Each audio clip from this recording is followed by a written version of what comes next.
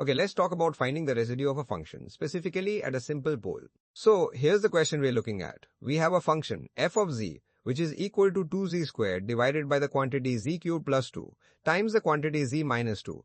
And we want to find the residue of this function for a simple pole at z equals 2. We are given 4 options. A is 1 over 5, B is 2 over 5, C is 4 over 5, and D is 1. Alright, let's break down the solution. Step 1 is all about identifying the function and the pole we are interested in. The function is clearly given as f of z equals 2z squared over the product of z cubed plus 2 and z minus 2. And the pole we need to analyze is at z equals 2. Step 2 is crucial. We need to verify that z equals 2 is indeed a simple pole.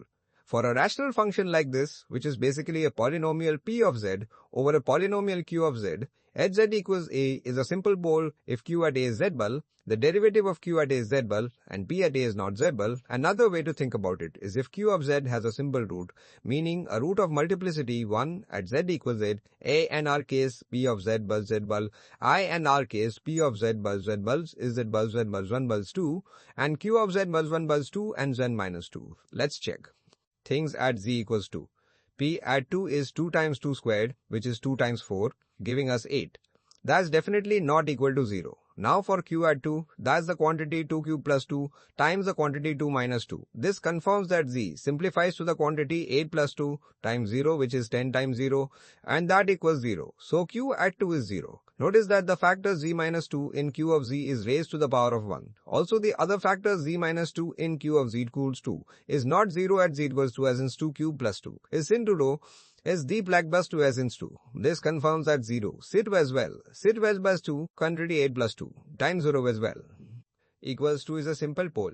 Now we move to step 3. Applying the residue formula for a simple pole. If we have a simple pole at z equals a, the residue of f of z at a is given by the limit as z approaches a of the quantity z minus a times f of z.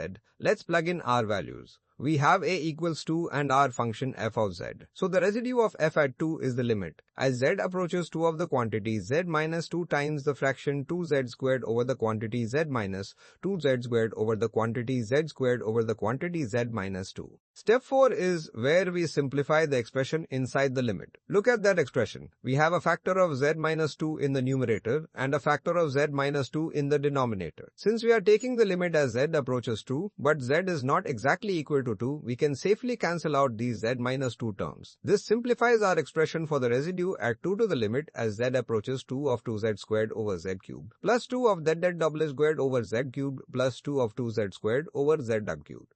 Finally, step 5, evaluating the limit. Now that we have this simplified expression, the limit as z approaches 2 is simply found by substituting z equals 2 into the expression.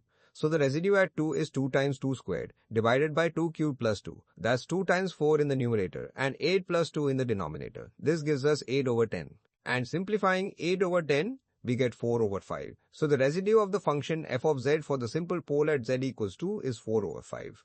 Looking back at our options, 4 over 5 corresponds to option C. So the final answer is 4 over 5.